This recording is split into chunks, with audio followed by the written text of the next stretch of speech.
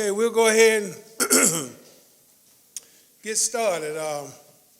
My name is Gary Sparks. I'm the police chief here at the City of Douglasville Police Department, and this is our third annual Justice for Peace and Accountability. We started this about 3 years ago because we were seeing throughout the nation where law enforcement, we were getting a negative image because of some of the things that some of officers were doing, which was wrong, and they needed to be held accountable. So we started this Justice and Accountability rally to let our people know that we serve, that we hold our people accountable, and we make sure that with the procedural justice that our men and women of the police department, those are the foundations, being accountable and doing our job under the watch of procedural justice, that we were making sure that we were doing the right things with our people as we administer the law. But today we have not only us, but we have Chief Whaley from the Douglas County School System, police chief. We have our Madam DA, Dalia Racine from the DA's office. We have Battalion Chief Roberts from the Douglas County Fire Department, and Lieutenant Colonel Pounds from the Douglas County Sheriff Office. I might add that I have my command staff here. They're here as well from the Douglasville Police Department. And for the previous 2 years, we had law enforcement agencies from throughout the metro area. But as things would come up, some of them could not show today. But we're going to go on and talk about what we do and how we try to hold our people accountable. But before we get started, I'd like to just say, have a moment of silence for the two officers, deputies that were doing their job.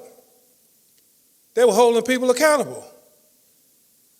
See, one guy, he didn't want to be held accountable but he was a thief. He was a thief and he got caught up. Had a warrant on him. The best thing for people to do if you got a warrant on, just give it up and go before the court and see how it's going to shake out. So guess what now? As the criminal justice system rolled forward, this guy could have been sitting at home or sitting in jail, ensuring that the process, the legal procedural justice is performed, and he probably was going to be out of jail in 30 days. We ain't getting out of jail no more. So all the young people, the beautiful young people we got in here today, be accountable for your action. Be accountable for your inaction, because you're going to be held accountable for whatever you do. There's nothing that drastic that you have to go out and like this man did. We see it occurring over and over again. Take a second. Think before you act. And I hope that this guy would have done that, but it is what happened. It's what happened. So we want to take a moment of silence for our heroes in law enforcement.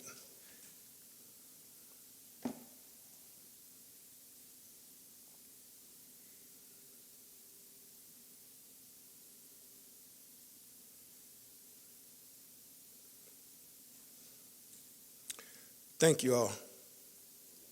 Amen.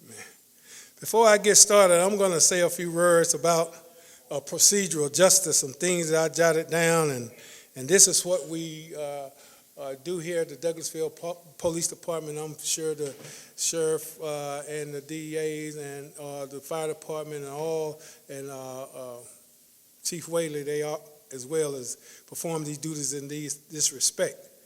Procedural justice concerns the fairness and the transparency of the processes by which decisions are made and may be contrasted with distributive justice. That's distributive justice is fairness in the distribution of rights of resources.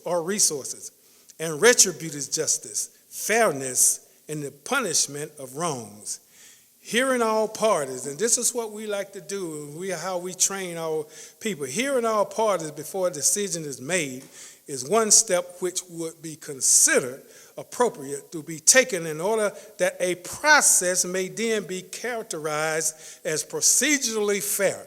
We want to make sure that our men and women are trained, and when they come out for a call, that they want to be procedurally fair. And by hearing what you may have to say. Some theories of procedural justice hold that the fair procedure leads to equitable outcomes, even if the requirements of distributive or restorative justice are not met.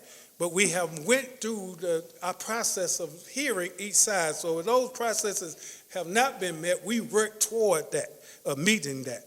It has been suggested that this is the outcome of the higher quality interpersonal interaction often found in the procedural justice processes.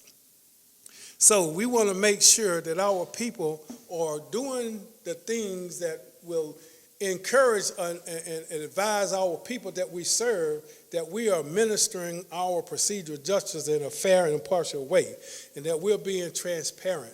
And by doing those things, then our people that we serve will legitimize our police department. We cannot legitimize ourselves, but through our actions, we will be legitimized by our people that we're serving. And as we go forward, as talking about procedural justice, we want to now turn to being accountable. We hold our people accountable in several different ways. You know, we have standard operation procedures. We have a IA department. We have an early warning system that will alert us and let us know if an officer has been involved in several situations, high-risk situations, and things of this nature, so we can take a look and make sure that our officers may not be out there making decisions based on the fact that they may be under too much stress, because this is a stressful job. We have to perform our duties under stressful situations. Usually when we go out, we're going out to help someone, and when they're seeing the one of the worst parts of their life. You know, now how often do we get called to come in and have a chicken dinner with you, come in, just pat you on the back to give you a good meal. I've been policing 35 years. It ain't never happened yet. You know, but it's always something drastic or bad. You know, so our guys have to take all that stuff on their shoulders and in their hearts, and you just can't flush those things way out of you when you're seeing it pretty much constantly. But we do get some reward out of bringing people to justice who have done someone wrong, and we bring them to justice procedurally, and we make sure that we try to make good cases that when we turn them over to the judicial part of law enforcement, of criminal justice, that they will have a better case to ensure that justice will be met. Now, we're going to talk about accountability, and I'm trying to get stood up here and do this, my app. I should have wrote it down on paper. I'm old school. I should have just wrote this stuff down on paper. I'm trying to use all this technology. And like I told the kids over there at Youth Against Violence, they so technological savvy, they can come up here and say, Chief, get out the way and just make this thing happen. I'm up here trying to talk a little bit while I'm way on there, man. But I did read this stuff, so I know it in my heart. Because you don't police 35 years and you don't understand where you're coming from. You understand? Because if you police 35 years as long as I have, and you really can't, it's just not in your heart, there's something wrong with you. Right? So the word accountability is often used in the context of individuals taking responsibility for their actions. Just this past Thursday night, the second and the fourth Thursday of every month, we meet over at our community house off Hollis Street. And what was our subject matter? What was it? Accountability. See, citizens, you got to be accountable too. You got to be accountable to make sure that the things in your community are being done in a righteous way, because if you do not see something or say something or be held accountable, then chaos will erupt in your community. So we talked about accountability, being accountable for your action or your inaction.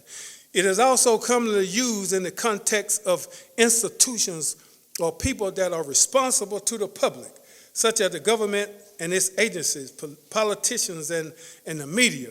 So that's why we're doing this justice and accountability rally, because we want to get out to the young people, old people, all people.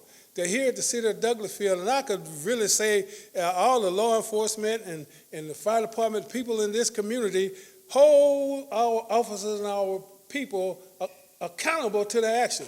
Now, when you walked into this building, if you walked in and you looked to the right, you probably have seen our core values. If you didn't, well, you need to start looking around and be observant when you walk in the building. I want you to read them. So all our men and women that we hire them with our values in mind. We hire them with procedural justice in mind. We hire them with being accountable in mind. And then we hire them with character, integrity, and those things that they bring with them, hopefully, that would be how they will go forward on serving you. This thing went dead on me again. I know one of the young people probably keep it alive. But accountability, back to accountability, is often discussed with transparencies and consequences.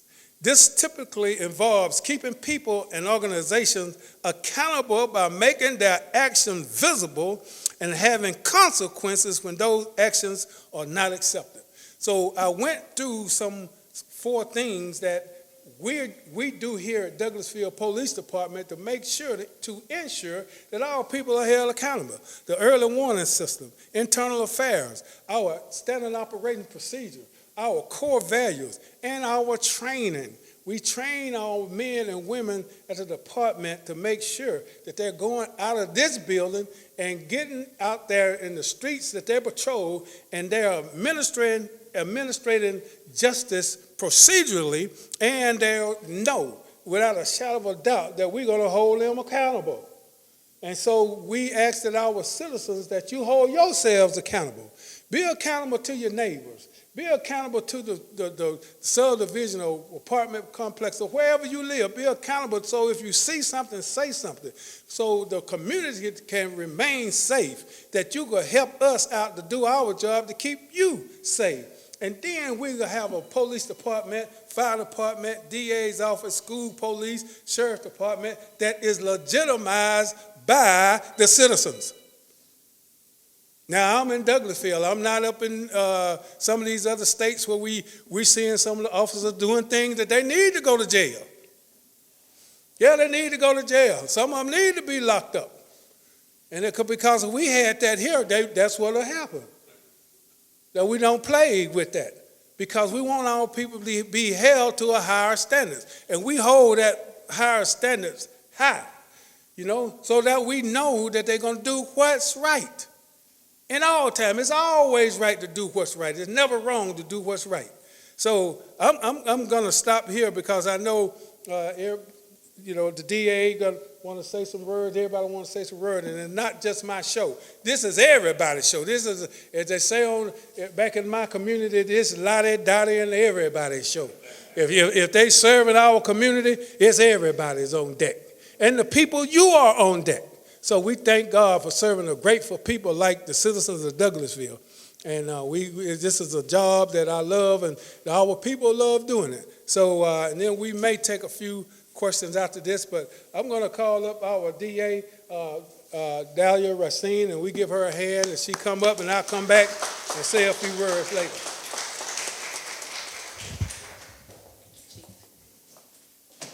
Good morning. Good morning. How's everybody doing?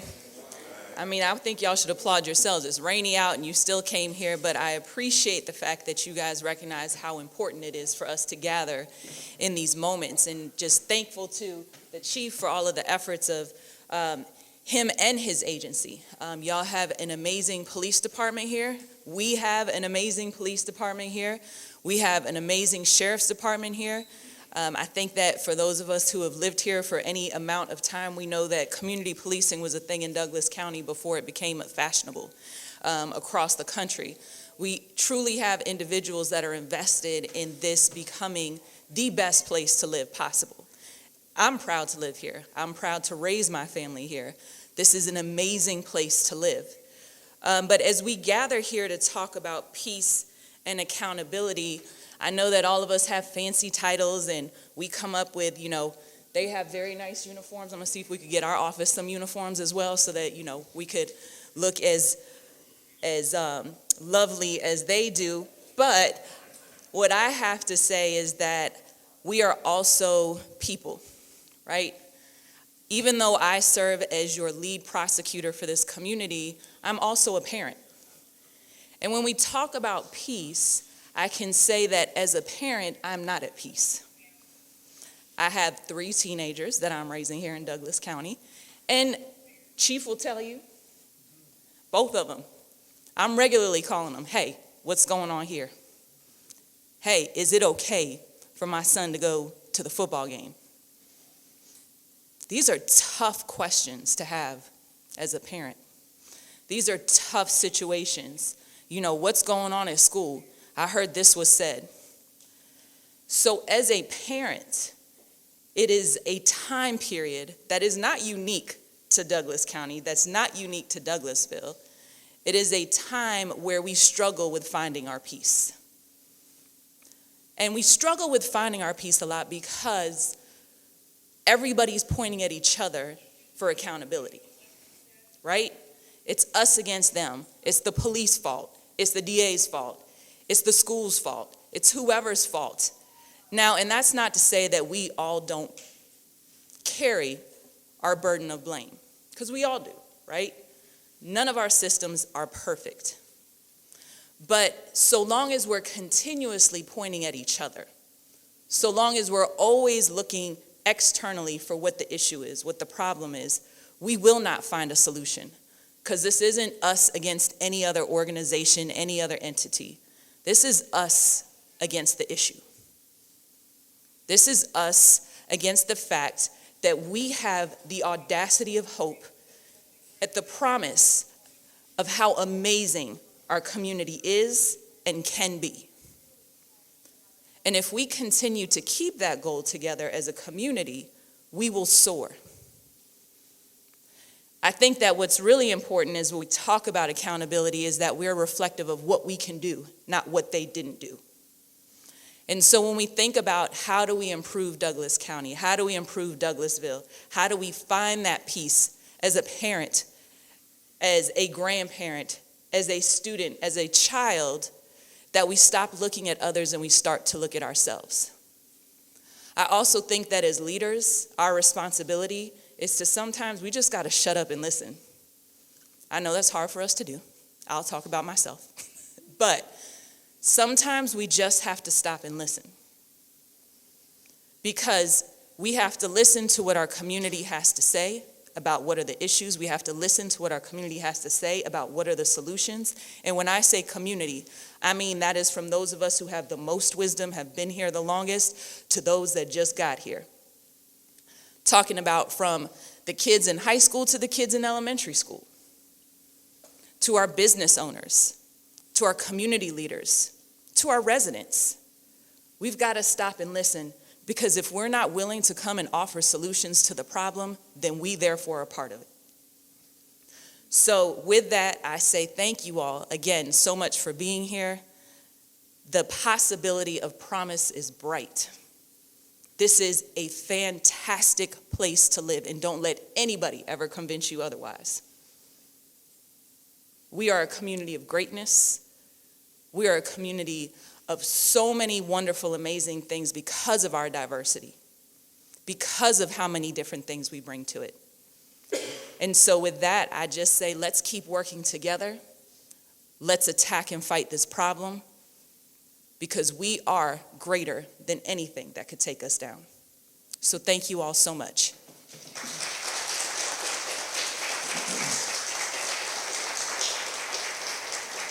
So all the young people in here, I want you to understand that in this community, and a lot of communities throughout this nation, you don't get to see the police chief, the DA, the colonel of the sheriff department, the chief of the school police department, the fire department, to come in a setting, a non-adversarial setting, and speak to you. And we have our judge, Susan Camp, and we're going to have her also say a few words. And my command staff, they stand back there standing tall. Before we get out of here, I'm going to have them all come up here. And the ones that want to say something, I want them to say something because, again, it's not all about me. And the DA said a very valuable word, listening. That's what we've been talking about over there today. Listening, forecasting our next move, our decision-making processes. So next we're going to have Chief Whaley of the Douglas County School System. Then we have Lieutenant Colonel Pounds, and then we have our Battalion Chief Roberts from the Douglas County Fire Department. And then we'll bring up my guys back there that are looking good in white shirts. Good morning. Thank you, Chief. Thank you, Madam DA. Madam DA, I don't think I've ever been told that my uniform was lovely, so I just, put that under the compliments that I got. Lovely uniform. And Chief is right. You don't get to go into every community and see the different leadership from your public safety, first responders, and whatnot. And I was excited to come because Chief told me that you would be here. It had nothing to do with the donuts that are over there on the table, but I will get a donut or two once I'm done. But it's my pleasure to be here and to speak on the topic of accountability. The fact is that those of us in public service, those of us in law enforcement, first responders, our job is to serve you, to serve your community, to make sure that you're safe, to make sure that when you need us, when you call us, we come. Our job specifically in the schools is to make sure that whatever happens outside stays outside and that your children are safe. And I want to let you know that your children are safe because we have dozens of dedicated men and women, school resource officers who work together along with supporting the school principals who have a mindset of safety and education. That's our job. But we partner with our sheriff's department. We partner with the Douglasville Police Department. We partner with the DA's office. We meet monthly and sometimes more often than that to discuss what's going on, how we will respond together as partners, and how we will make sure that you're safe to make sure that the whole community is safe. I'll definitely agree with Madam DA that this is a great community to be a part of. This is an awesome community. Douglas County, Douglasville, you live in an amazing community. And it's our job to work with you to make sure that it remains to be and continues to be a great community. But that's what I wanted to say about accountability, is that not only are we accountable to you, but you're accountable to yourselves. You're accountable to each other, for us all to work together to keep Douglasville what it has been and to make it even better as we move forward. So what do you mean, Chief? How do we work together? Partner with your schools, volunteer in your children's schools, communicate with the teachers, communicate with the administrators, partner with the police department and the sheriff's department. Ask them, what do you need from us? How can we help you to do what you do, which is to make us safe? And just like Madam DA said, there are times we will have to ask you to help us because the people who are in these lovely uniforms and the people who are here serving you, we're human beings too. And we always, always, always need each other. So I just want to say that it's a pleasure to work along with you and encourage you to partner with every aspect of your community to continue to work together so that we're all accountable to each other to keep Douglasville beautiful and to keep it a vibrant community where people still want to come, live, work, and play. I appreciate the time, and it's a pleasure to be a part of this wonderful community.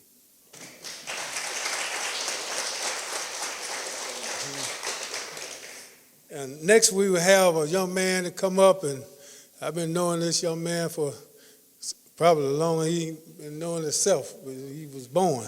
But Lieutenant Colonel Pounds, awesome deputy, and he have moved up the ranks, and I see a sergeant back there too. He didn't want to come up here and sit down. He said he gonna let the colonel have everything. But it's Sarge back there. So y'all give it up for Lieutenant Colonel Pounds, Douglas County Sheriff Office. Good morning. Chief, thank you for having us today. That's Lieutenant Pounds back there. He has come up through the ranks quite fast, and it's an honor to be here, and I appreciate you all coming out, being concerned citizens about what's going on in your community. But one thing we need your help with, we will be accountable. The sheriff has an open door policy. Anything that you want to know about us, come and ask him. The door is always open, and we do hold our people accountable. He always tells his new hires, as long as you're within my policy, I'm with you. But when you step outside of that policy, you got to pay the piper. So that's how we hold our people accountable. You got to do what that policy and procedure says. But the sheriff does have an open door policy, so at any time that anyone wants to come up and ask him what's going on, he's transparent. He's going to have an open door policy. I encourage you as citizens, we do have a Citizens Law Enforcement Academy. And if there's some questions that you may have, it's a 12-week program. You come up there and go through that program, and you can see why we do what it is we do. You know, a lot of people have a distaste for the police throughout the nation, and that's due to some things like the chief mentioned earlier that have happened over the past few years. But that's not how we police here in Douglas County. We want to change the narrative. We want to be the best that we could possibly be, and the only way to do that is by holding our people accountable, and also holding yourselves accountable. And as the sheriff always says, if you see something, say something. We need your help just as much as you need ours. We do appreciate you coming out today, taking some time, and for our youth, you're doing the right things. I appreciate you being here. You can turn your lives around today. You can start today with this Youth for Violence program, and I appreciate the chief holding that too. And I really appreciate everyone's time and wish you well and good luck to you. Thank you.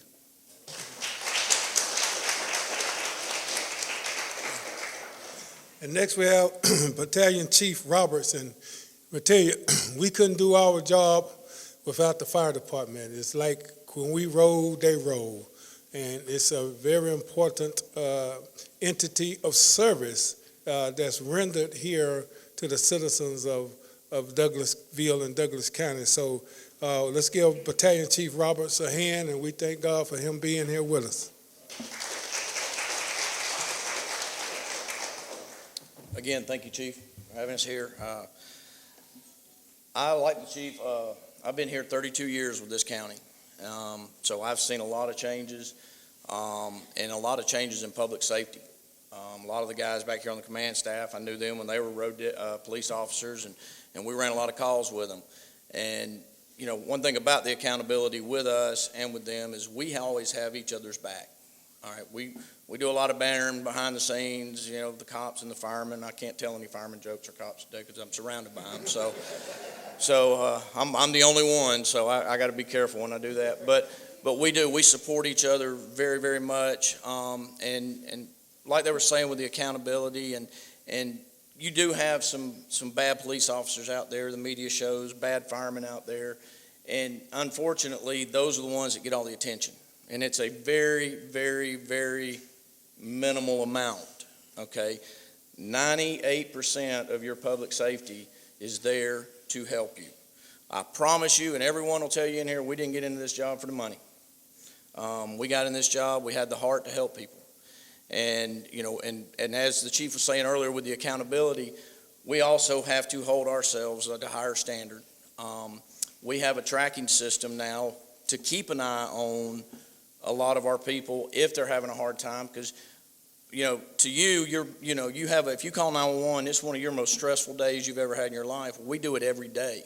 So we all see all the bad stuff in the county that not all of y'all see all the time. So there are times we have to come back and kind of vent. So, you know, we have records on the computers now that we follow this when we run bad calls or stressful calls, and make sure that we the leaders are holding accountability for ourselves and taking care of our people. Same thing is with the police officers. It's a different time, unfortunately, with all the communities. You know, I hate to say this, but 31 years ago, I would have never thought that a fireman would have to wear a bulletproof vest, and we have those in our trucks now. And it's not just this community, it's all the way around. And we don't go into hostile situations. You know, the police department does, and then once it's safe, that's when we go in. And unfortunately, now it's getting to the point with, we're right there on it too. So, we do reach out to the public, as the big saying, if you see something, say something. We need your help as much as possible because, unfortunately, there are people out there that just want to hurt public safety. And, and we're here to support the community. And we'll do anything for y'all. All of us will. That's why we're here. So, please, if you see something, say something. The fire department's always open. We've got a new administration in the last 2 years. And he's starting some programs too to hopefully we'll get some youth involved to kind of get them into the direction of public safety because the numbers are down in public safety right now. Every police station, police department, sheriff's department, and fire department are short manpower. So we need to get the communities back interested in wanting these type jobs. So, but I do thank y'all for having me here. Thank y'all for coming, and y'all have a good day.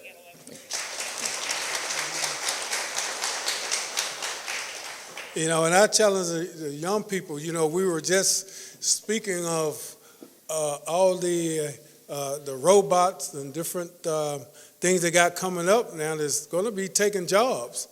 But I think they're going to have a job in law enforcement and fire department that some of you young men and women may want to look to because now everything is getting automated and like we talked about next door, when the Industrial Revolution started, it put a lot of men out of jobs, so because and we see it moving that way with all these robots they got going. So, they're gonna need somebody to put a fire out. They're gonna need somebody to roll and go take care of citizens. So you need to think about it. Now I want to ask my command staff. I know that y'all come on up here. And I know I want Stafford. I want you to say a few words. I ain't gonna put everybody else out, but y'all come on up and because Stafford, he's in charge of our internal affairs. And so some of you young people, understand that he's in charge of the process. Y'all come on around. The process of making sure that our guys are held, and men and women are held accountable. So I want them to say a few words. I know Stafford and maybe one or two else senators. And Captain Cannon, he's over the patrol division. That's my deputy chief, first female deputy chief in the city of Douglasville. And so we got a major tonight here and another captain over detective. So I want to say a few words, and then I see the judge over here. We're talking about accountability, and we're talking about justice and procedural justice. Let her have a few words, and we may take a few questions. And I think we may have enough food for everybody. I don't know. Some of y'all look like y'all eat pretty good. But we're going to have a piece of chicken or something over there. But anyway, come on up, Captain Stafford. I sure do appreciate the chief calling me up here on the spot this morning. Thank you so much. Good morning. My name's Brad Stafford. I'm the captain. The administrative captain is my title. One of the things that I'm in charge of, as the chief mentioned, is our internal affairs division here at the police department. So we are the ones that investigate the police if there's an allegation of wrongdoing. They broke a policy, maybe they broke a law, and so on. And that falls underneath me and some folks that work for me.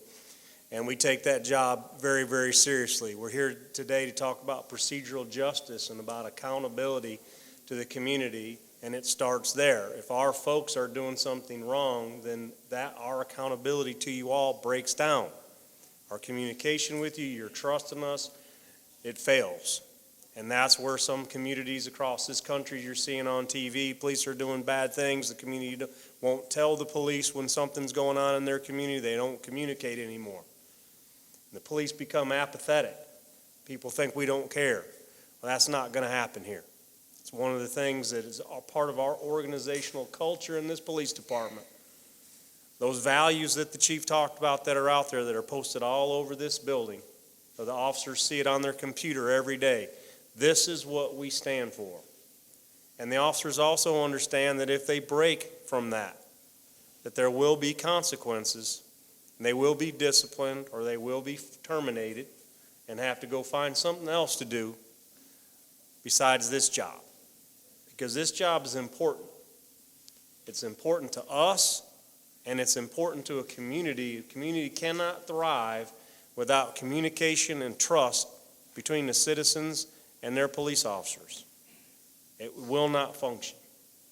So I appreciate the fact that all of you made the time and to come here today, and you care enough about this agency that you would show up.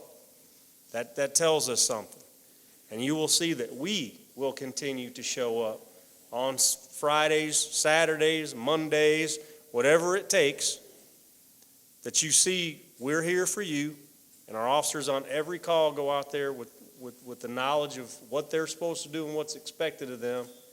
And then we also say, if you find that they fell short, call us and let us know.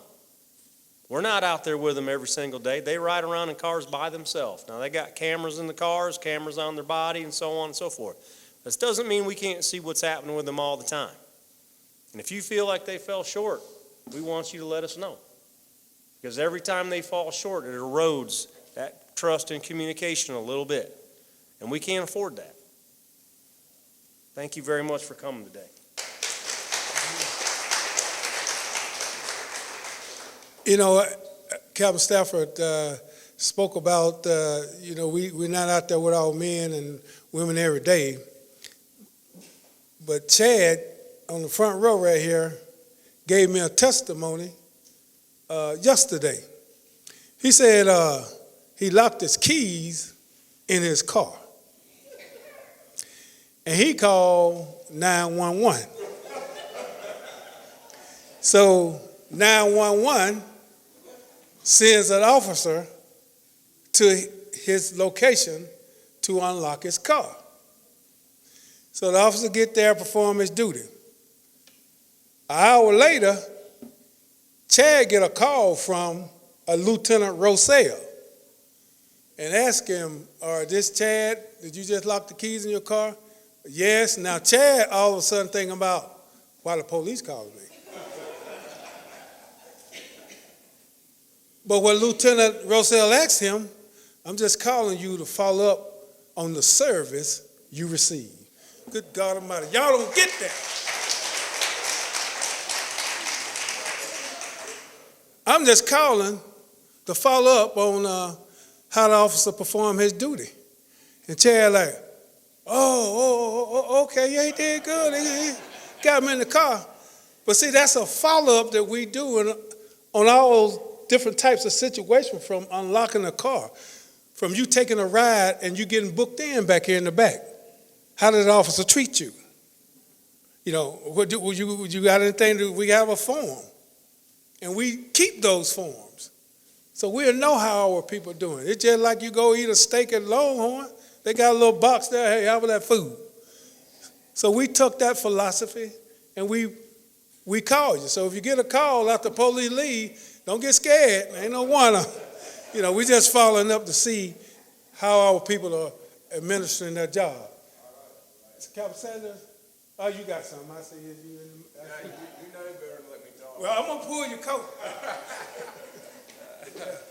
I'm Captain Sanders. I'm over the Support Services Division. And one thing I'll say, too, is if you deal with an officer who does a good job, like one you dealt with, call and tell us, because we don't see it all the time. And, that means a lot to us. If, say, your Captain Canada Patrol calls you and say, listen, I got a call today talking about how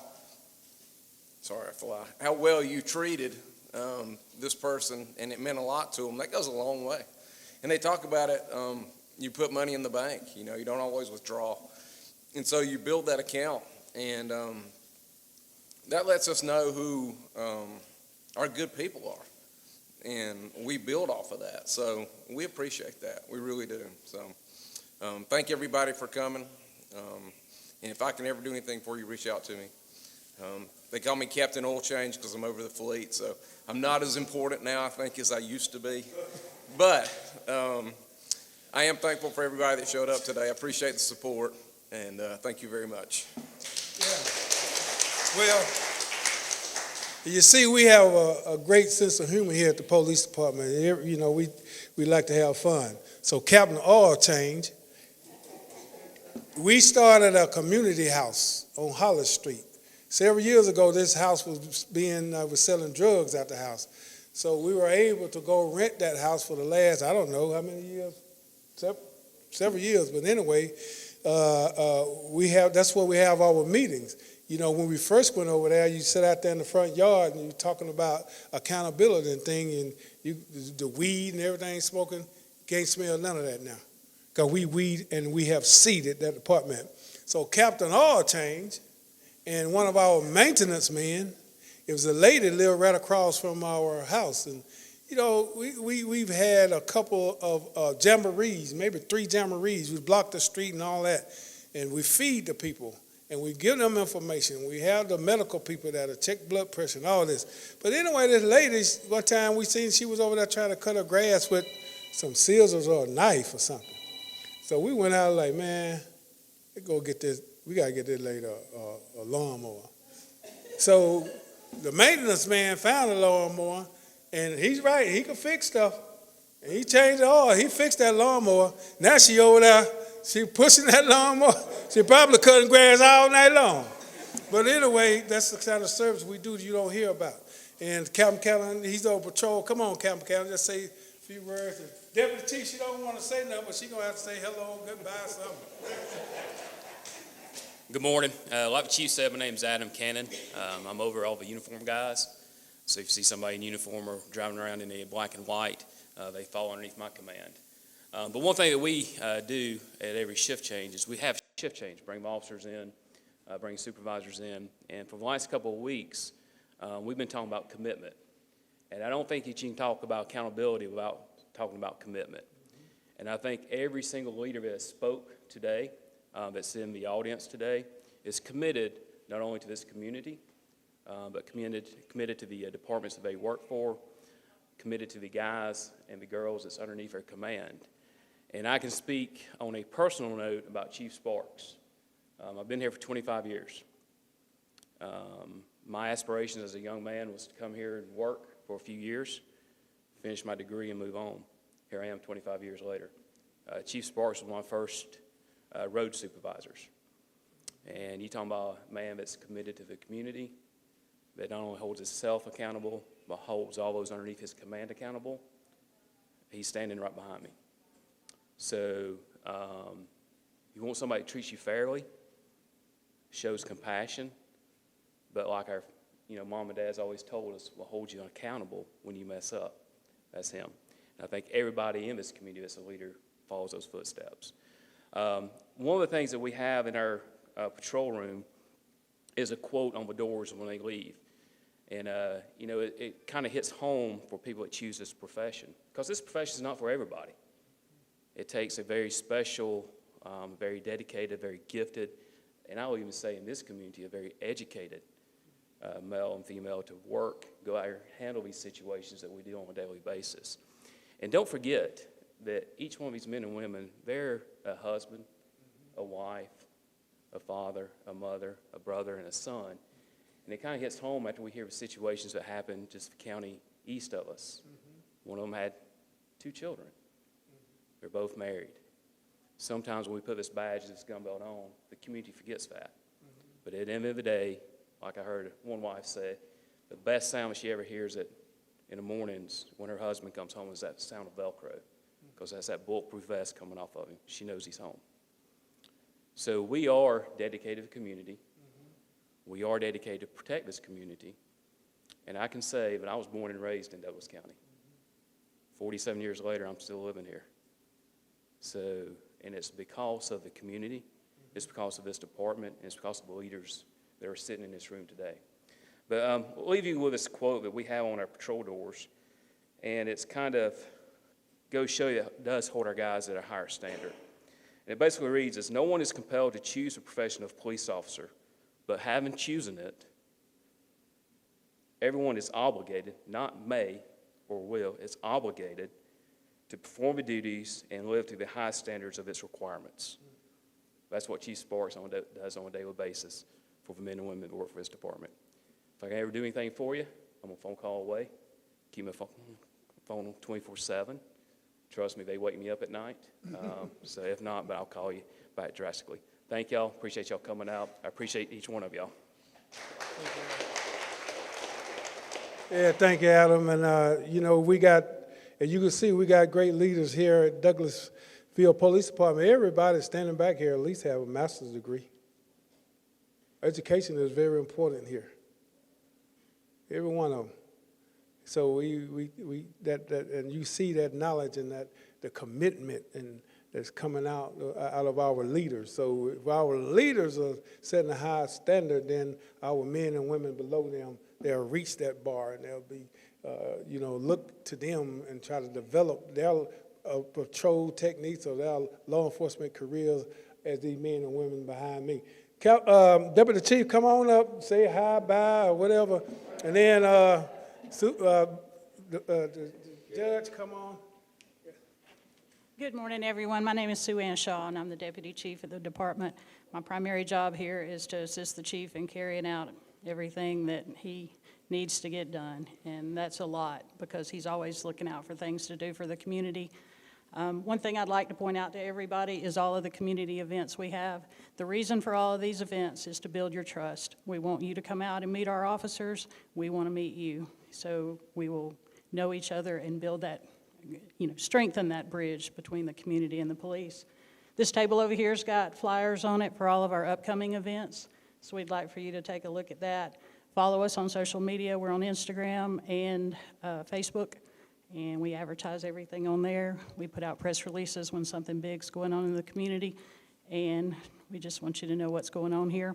Like Lieutenant Colonel Pound said, we also have an open door policy here. We have staff meetings, command staff meetings every Monday, Wednesday, and Friday and at 10 o'clock. So if y'all would like to come up and just sit in and see what's going on here, you're welcome to. Just give us a call and make sure we're having that meeting, and we'd love for you to join us. So thank you all for coming.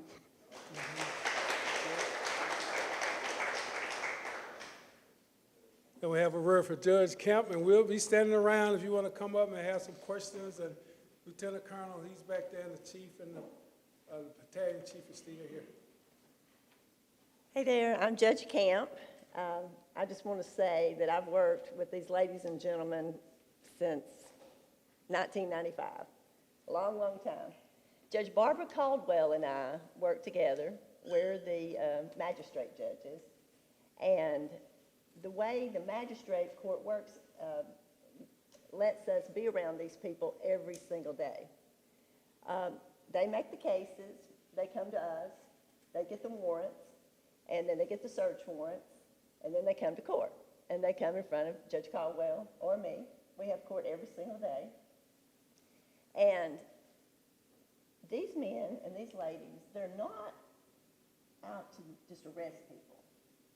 They want to help people. Judge Caldwell and I, we listen to them. They come to court every day and tell us about their cases. They tell us what's going on. And they tell us if they think maybe there's some issues that people may have that may have caused them to do these things. We take that into account. We listen to every single thing that they say. The DA's office, they come to court every day. They listen too, and solicitor's office, even the public defenders. So when someone has an issue, such as, say, alcohol or drugs or mental health, everybody actually wants to help them. That's all we're trying to do out there, is just try to help people. Now, there's some people that have done something bad, like maybe shot somebody. They may not get out of jail. But the people that have issues with alcohol or drugs, they need some help. They need somebody to listen to them. And these people listen to them. The DA's office, they're not just out to send people off to prison. They want to help people. So anything that we can do to help you, please let us know. But know that these men, these ladies, they're accountable. I've never even seen them do anything wrong, literally, because they care about you. They're not somebody that you want to be scared of and run from. These guys are somebody. So, anything that we can do, call us. Anything that Sheriff's Department, Police Department can do, call them, because they actually do care. Thank you.